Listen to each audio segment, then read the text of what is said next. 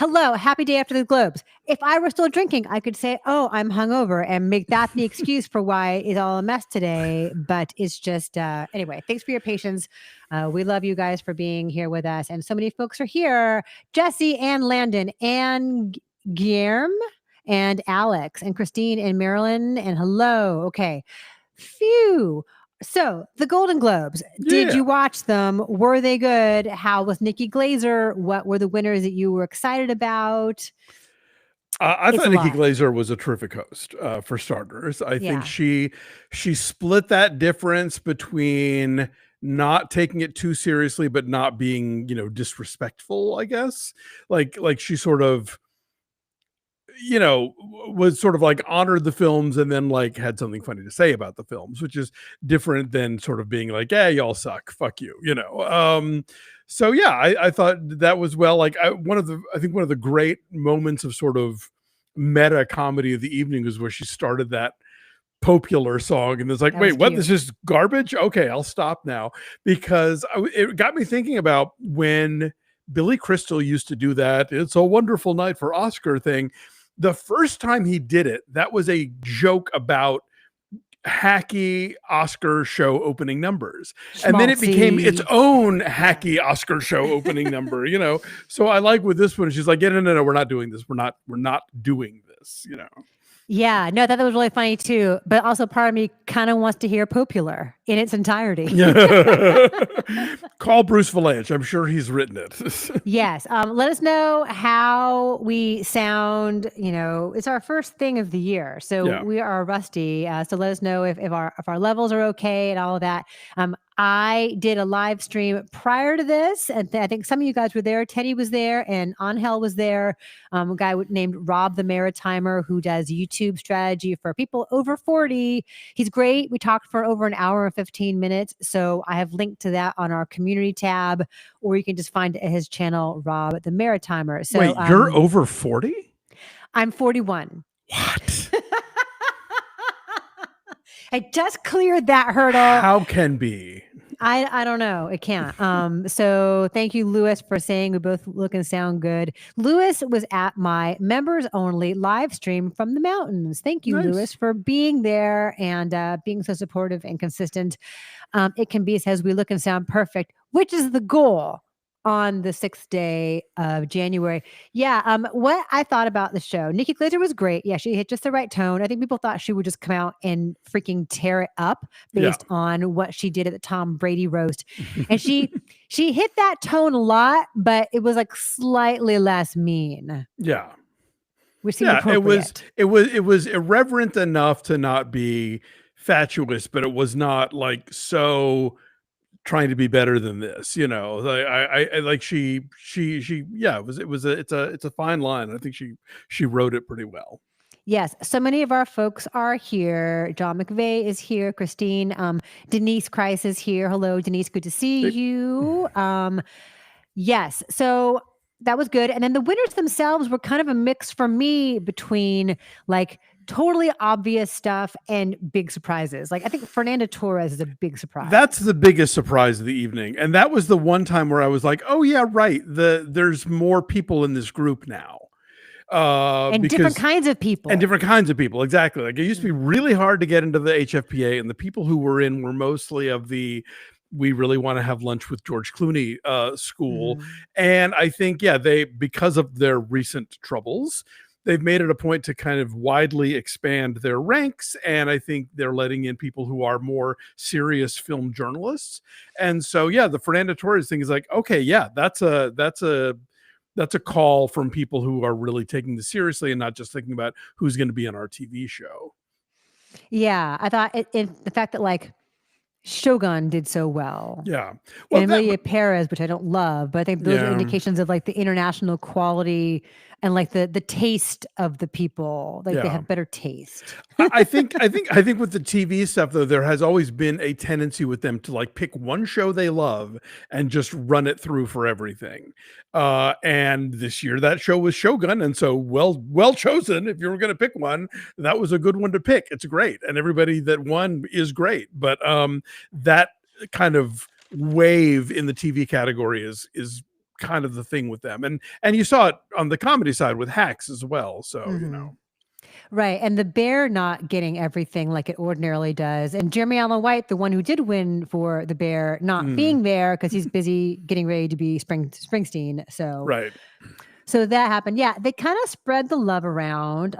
Emilia Pérez won Best Musical Comedy, and then it also won International. Yeah. And then Zoe Saldana started the night with just like the worst speech, I think, like so the actressy speech on earth. Yeah, it was so self-indulgent, just endless. Like, and then like someone like Gene Smart comes up and just like nails it, or Boom. like Demi Moore's speech was perfect. Yeah, now that's another thing about the Globes that people will often track is like a lot of times you get these speeches that are like they're auditioning for their Oscar speech, or they're at least trying to let Oscar voters know, hey, look, I have a narrative, I have a thing, you know, that I can deliver if you put me up there. And I think Demi Moore is giving you a narrative. Like, I've been in this business for 45 years. I never won a damn thing until tonight.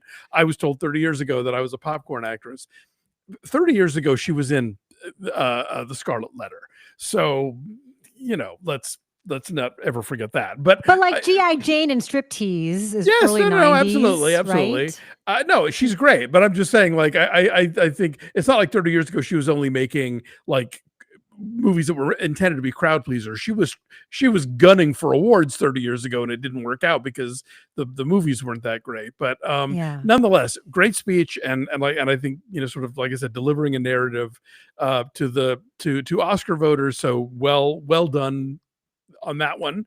Also, it dovetails nicely with what the substance is about.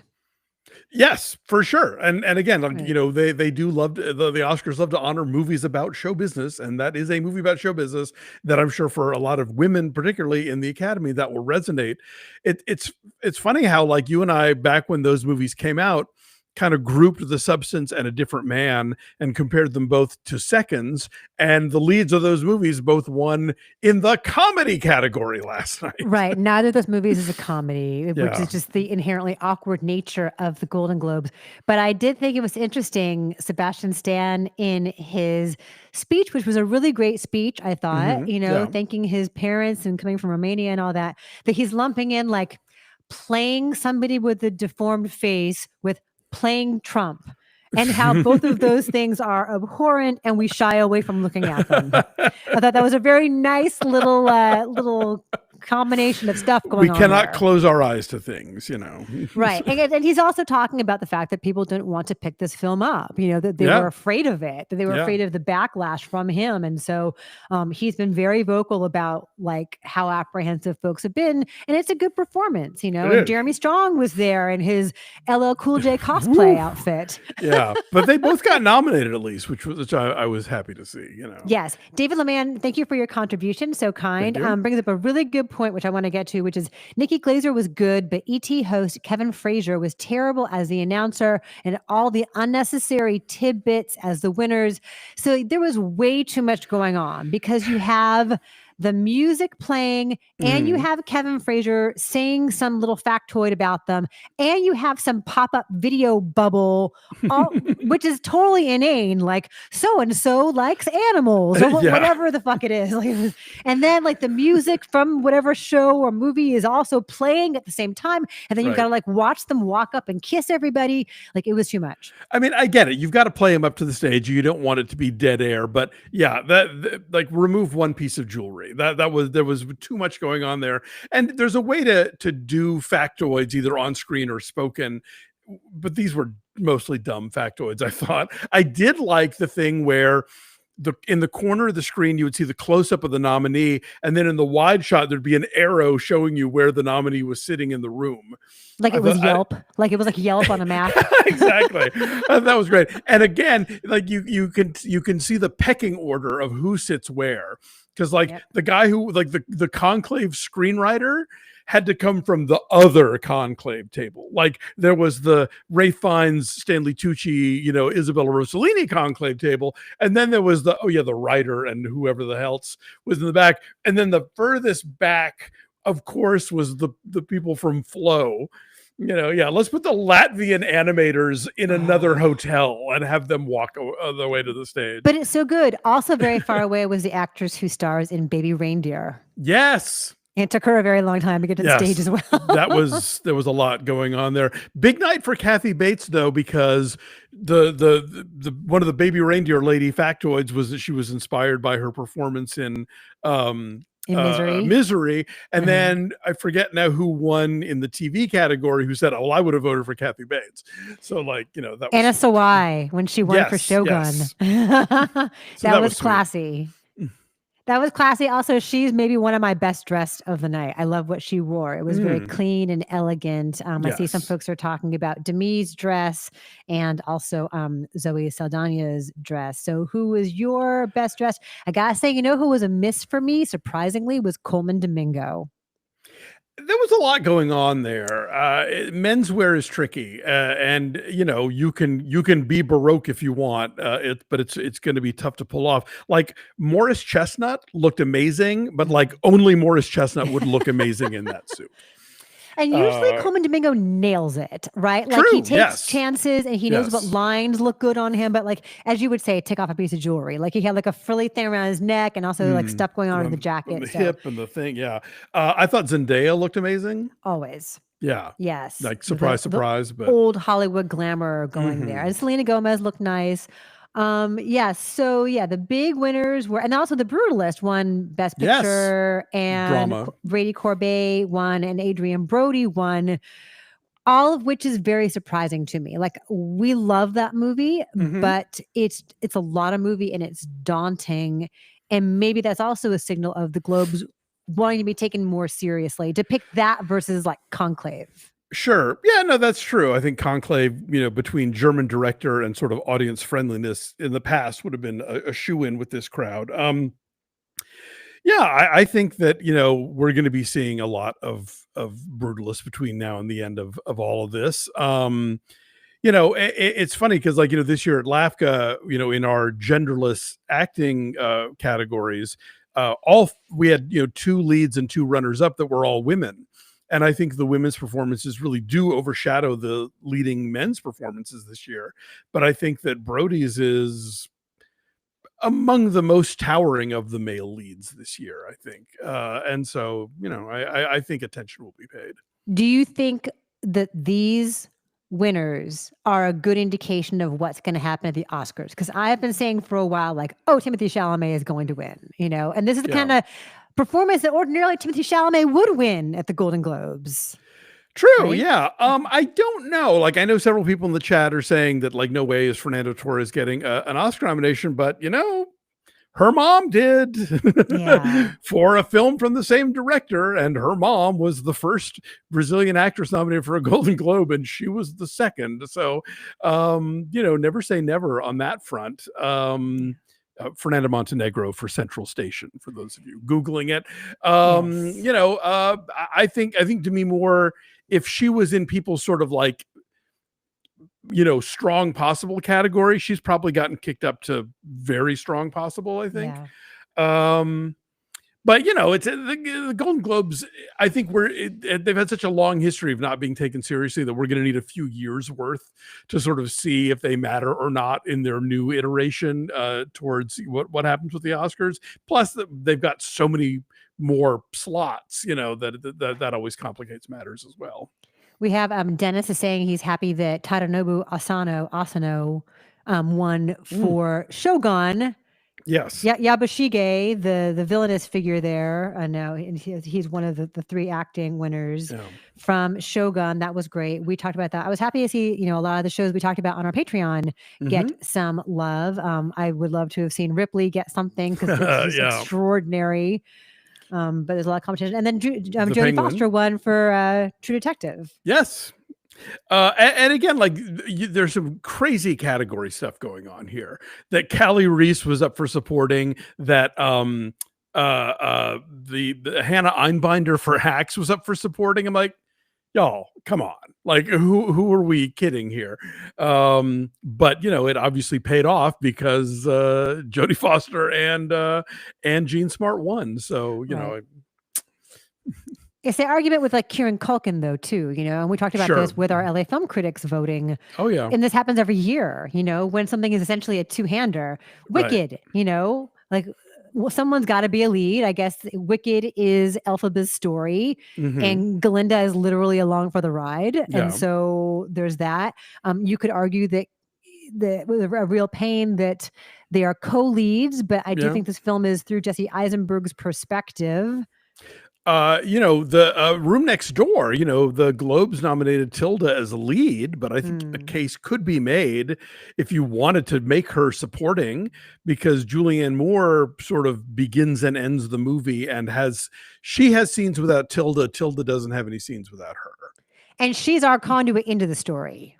Yes, totally. Although I think also a case could be made for them being co-lead. So this is an inexact science at best. It is, but it's always fun to talk about and fun to argue about. Brit XOXO says thoughts on Jeremy Strong's outfit. I just admire that he will take that kind of chance, right? Maybe it's too young for him. I don't know. It is an outfit that screams, "I'm not going to win tonight." Maybe he was like, screw it, I'm just gonna go have fun in my my mint chip ice cream colored, or maybe it's pistachio. What color was it, do you think? I don't know. The Connor Clary on Instagram said it was brought to you by Crest. But I love that performance. I think his Roy Cohn in The Apprentice is hands down one of the best supporting performances of the year. But I think Kieran Culkin is pretty much gonna steamroller his way all the way through. Yeah, and I see the argument in here like, oh, he's sort of just like the same person all the time, and that the speech. And my husband even said this. He's like, is he just like that all the time? Because we watch Succession, and I don't know. Maybe. I mean, of course he's acting. Of course there's craft there, but is it an extension of what kind of guy he is? Maybe. Katharine Hepburn was always the same person, right? Cary Grant. There you go. Kristen Milioti was robbed, says Connor. That would have been nice to see her win, but the Colin Farrell win was one of the highlights of the night. For me, I loved his speech. Of course, he's charming as hell, and shows up and jokes like, all by myself. This is all me. I got no help.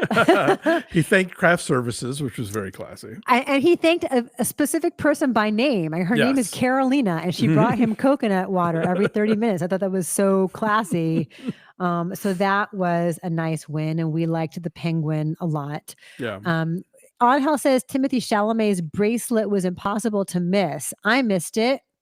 Me too. I did not see that. I thought we had a couple of jokes at Timmy's expense. But the joke about the eyelashes was kind of funny. He looked noticeably bummed when he did not win. Oh. I mean, look, I still haven't seen it, so I'm getting there, I promise. But I think that he's young. He's going to have a ton of opportunities. Yeah, no, he put like 4 years of learning how to sing and play the guitar and the harmonica into that. No, but, I'm not saying that he didn't, bust it, but it's like also at some point we're gonna hit like biopic fatigue on us on these awards. Like he's coming in the wake of Gary Oldman as Winston Churchill and Rami Malek as Freddie Mercury, and at some point it's just gonna be like, we've seen this, even if it's something new and special. Taron Egerton for playing Elton John. Yes. I didn't realize Elton John had a degenerative eyesight condition. Did you? Last night was the first I'd heard about it, so no idea what that means. That was a funny bit. And he was able to joke about whatever it is that's going on with him medically. I love the Seth Rogen and Catherine O'Hara bit. Yeah.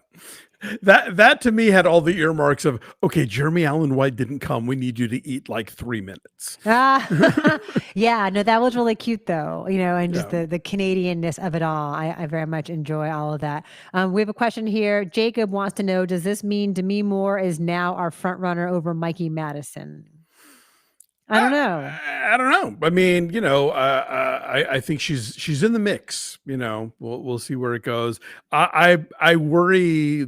I mean, not that I worry because I don't really give a shit about awards, but it sucks for Nicole Kidman, who I think is so great in Baby Girl, that people aren't going to see Baby Girl in significant numbers, and that's gonna, if not get in the way of a nomination, maybe get in the way of a win, because that is always a factor.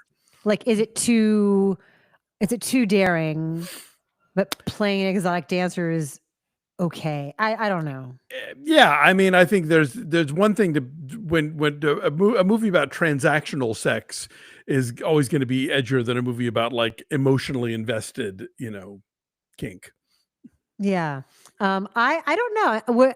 We're talking before we began here. This Saturday night is our LA Film Critics Awards dinner, and Mikey Madison is one of our 2 picks for lead performance. Marianne Jean-Baptiste is the other. I get to give Mikey Madison her award, which I'm psyched about. My fellow Valley girl. We are from the same town in the San Fernando Valley. That'll be fun.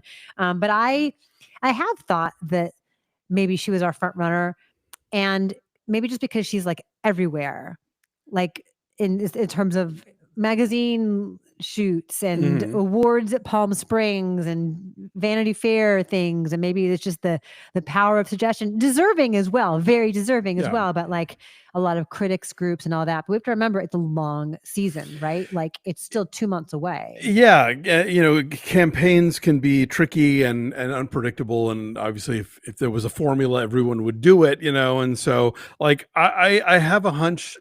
Like this is coming. I'm just pulling this out of thin air. I'm not an expert in this sort of thing, but something tells me if she had like something big lined up, we would be hearing more about her. Like if she were about to be starring in a film from some big director, or if she had something that was something like, I always think of the Matthew McConaughey thing, like the fact that he had True Detective dropping right when people were voting for Oscars, I think really gave him a boost the year of Dallas Buyers Club. Like if there was something else that she was pushing right now besides this movie, that would really like, help her out a lot. But, I think she's definitely in there, That's a good point. Yes. John M asks, do you guys think Pamela Anderson will get an Oscar nomination? No.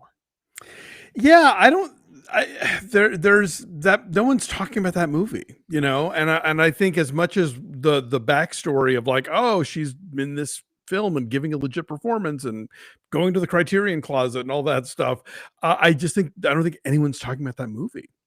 I think there are a lot of very mixed reviews on that movie, and I think the story of her performance is maybe stronger than the performance itself. It's a nice idea. And also you have the substance just sitting there, which does a lot of the same stuff far more daringly, more persuasively, as far as, what both movies are saying about the way, the entertainment industry discards women after a certain age, and the fight to claw back and stay relevant. I think the substance and Demi Moore's performance do more to make that point in a way that's like smart and artful than. Have you seen The Last Showgirl?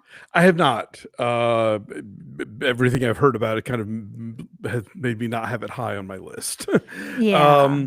But I think also like, and then even just if we're talking about sort of the narrative, I think Demi Moore comes to the table with a stronger one than Pam Anderson does, in terms of a lifer who hasn't been taken seriously, but has been doing really good work for a long time. Like, I think Pam Anderson is respected in a lot of ways, and I think I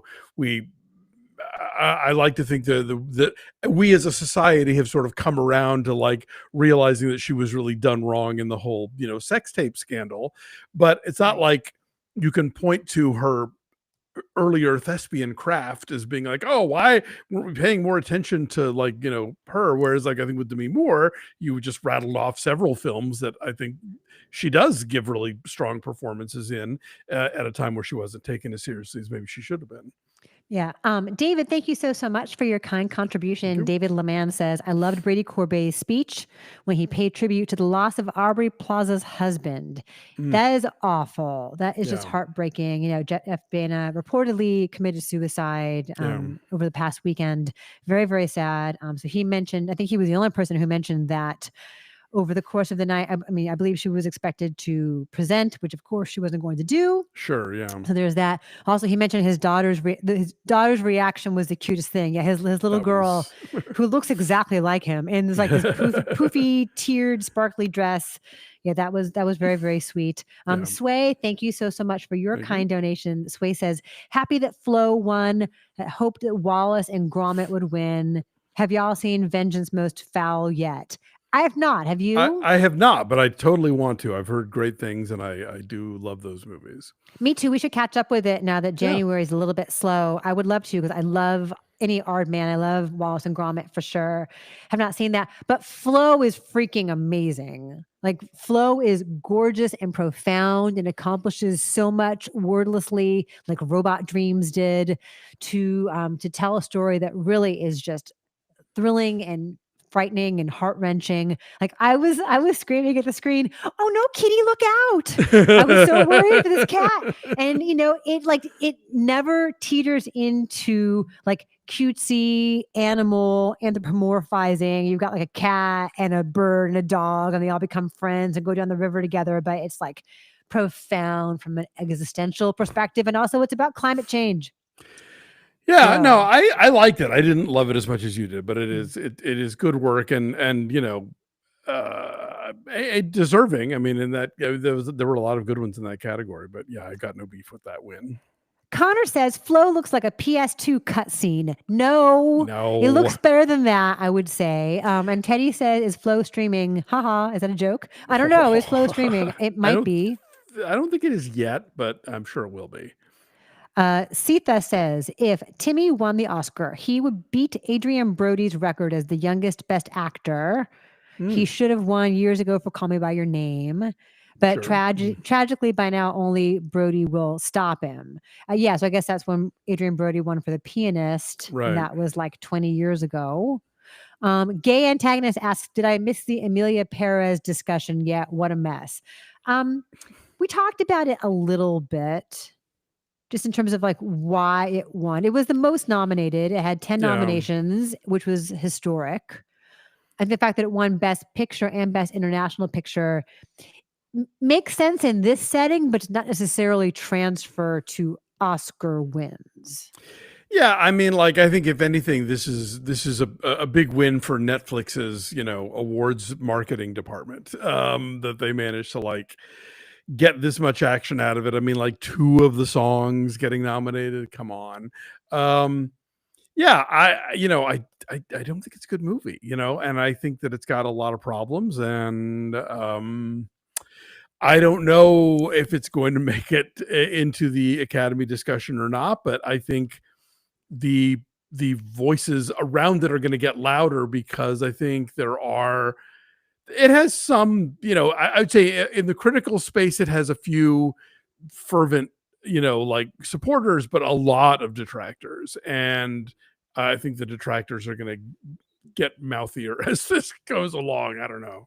Yeah, I agree. I think that campaign ramps up as it looks like it might be getting closer to significant stuff there. Lewis Cook, thank you for being our member for 14 months. Lewis asks, what are your thoughts on Honora getting nothing? It's too bad. And I think like the Spirit Awards are a good place probably for Honora to do very well. Yes, for sure. Like, I don't know that Sean Baker's earlier films have done much, if anything, at the Globes either. Again, I think the big picture here is like, I think the Globes have been a joke for a long time. I think we're seeing them maybe move towards less jokiness this year. But I don't know that we can necessarily say like, oh, it's all over for Honora, or, oh, here comes the Emilia Pérez onslaught. I think, no, I think it's just it's going to be another stop along the way. I voted with National Society this weekend, and we gave Nickel Boys Best Picture. Is that going to do anything for Nickel Boys? I don't know. I think they're just, everybody's going to be out there slugging away the way they always do, and having their, little opinion maker screenings and receptions and awards at festivals that happen at this time of year, and we'll see where it goes. Romero says, hello, when are we getting your best of 2024 list? Tomorrow. We were going to do it today. We've been doing a bit of juggling schedule wise, but yeah, we're going to do best of and worst of tomorrow. And we're going to do Squid Game season 2, the first 2 episodes tomorrow. On Patreon. Yes. I binged Squid Game while I was in the mountains with my family, and that was not pleasant. I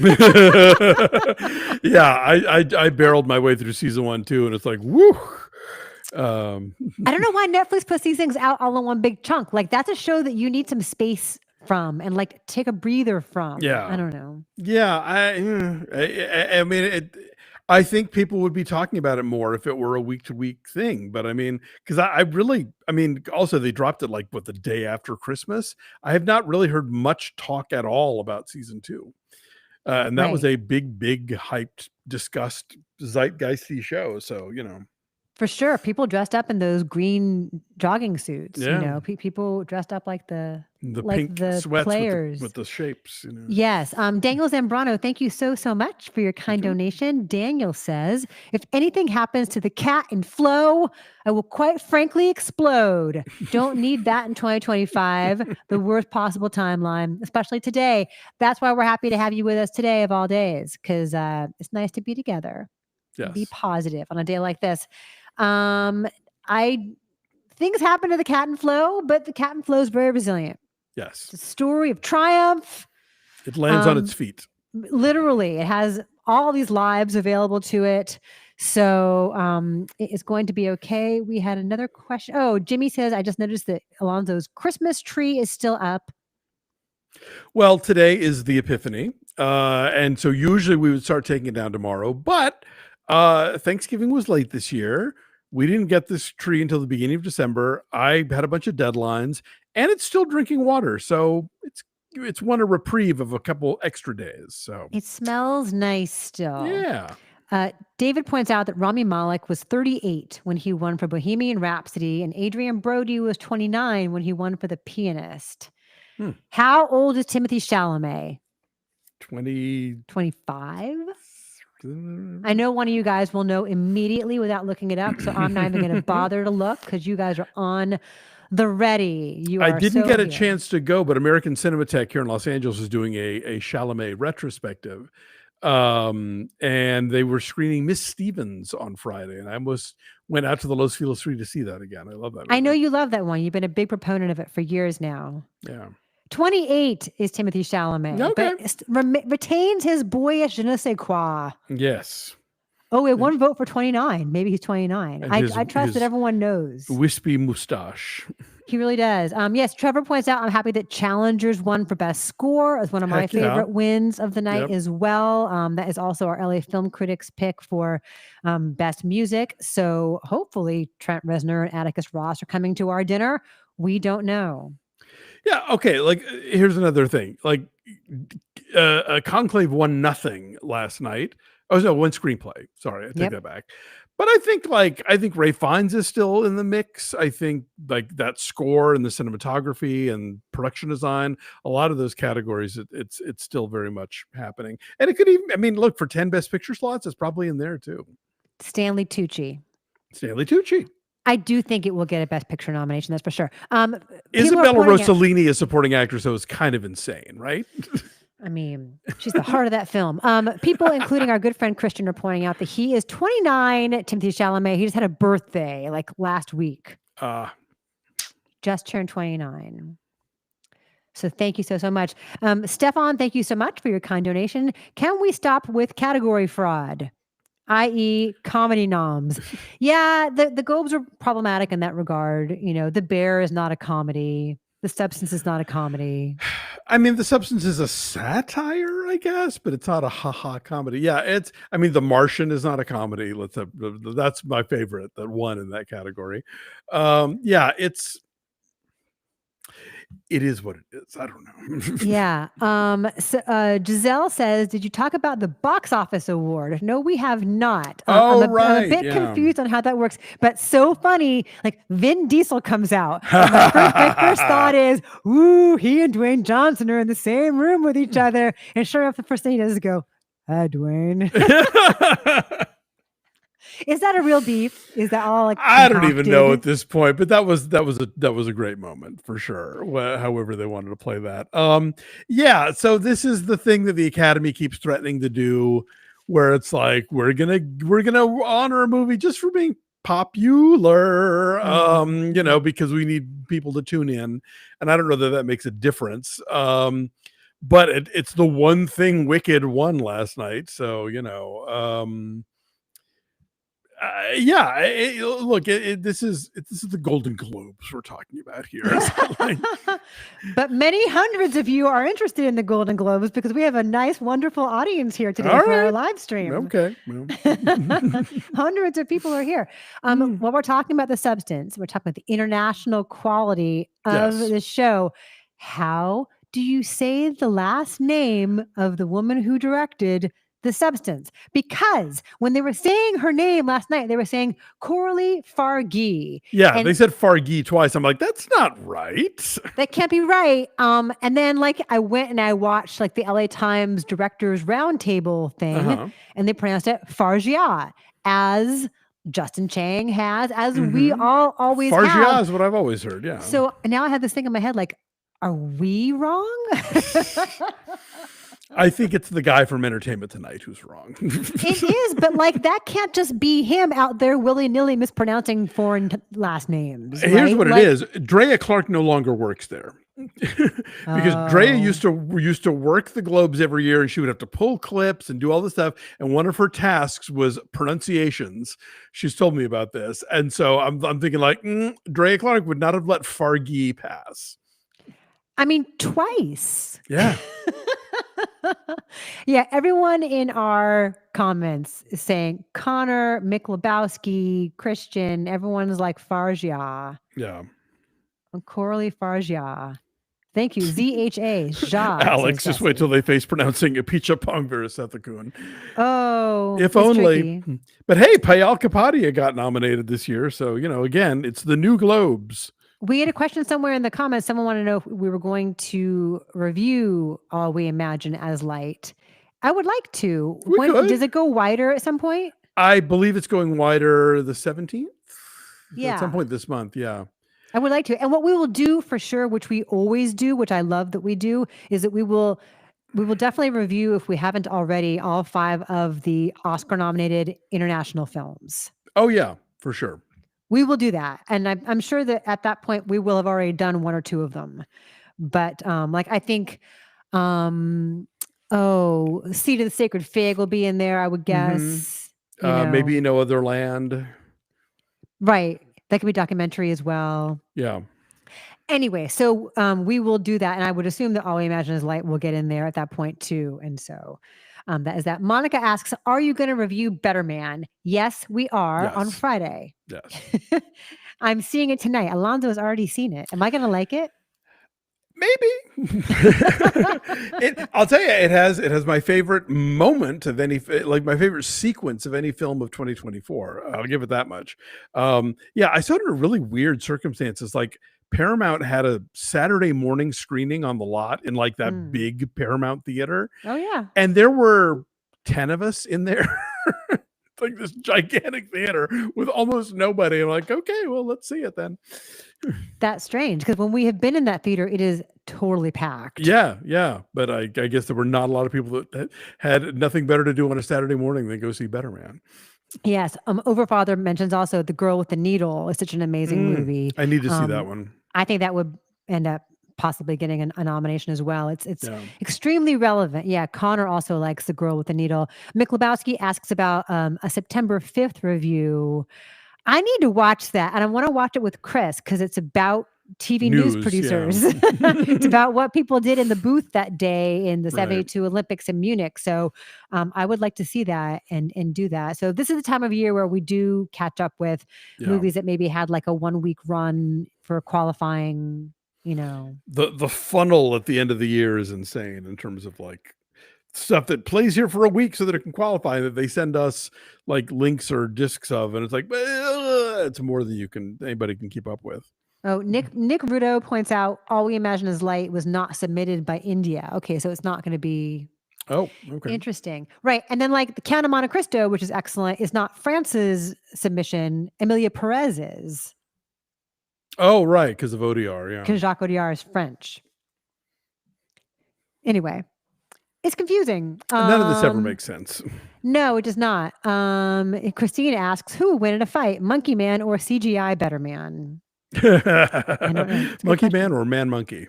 Yes. And then Angel wants to know, Alonso, did you see Armand, the movie from Norway at Cannes?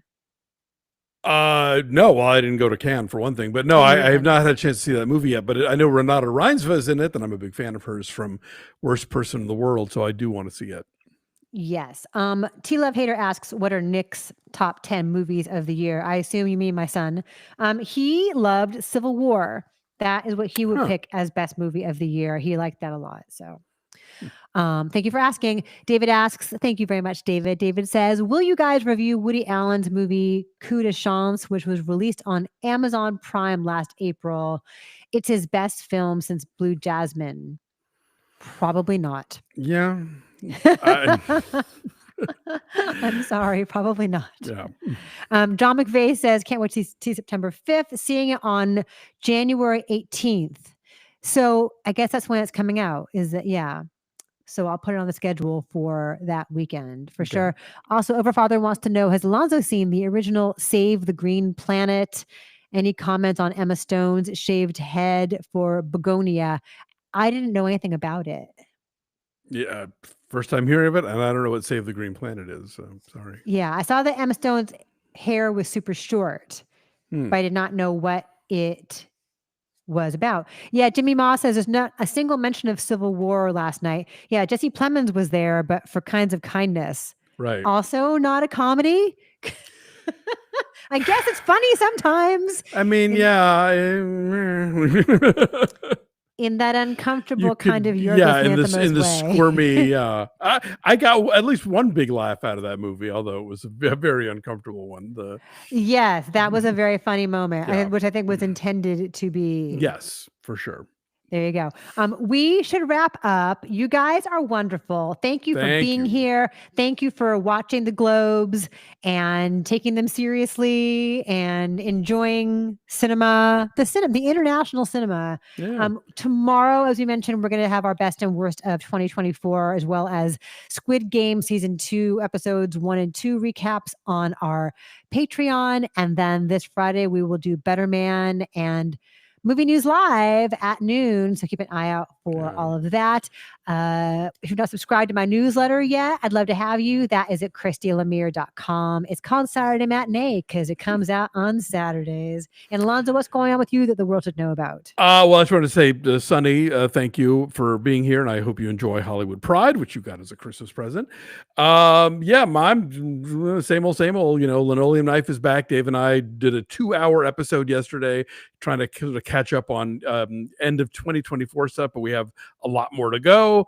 Also, my first Deck the Hallmark of the year dropped today. We're talking about Mistletoe Murders on Hallmark Plus, and we're we did our best of on Max Film, and that there's more of that to come. And read me at the film verdict. Yes, Christian says you guys are amazing. The Globes mean nothing, but you all do. Oh, thank you. Thanks. We appreciate you. Have a great rest of the day. Apologies again for the little glitchy stuff off the top. I keep thinking that I understand technology, but apparently I do not. Never. But you guys are wonderful for sticking around with us. So have a great rest of the week, and we will see you soon. Thanks. Bye. Bye.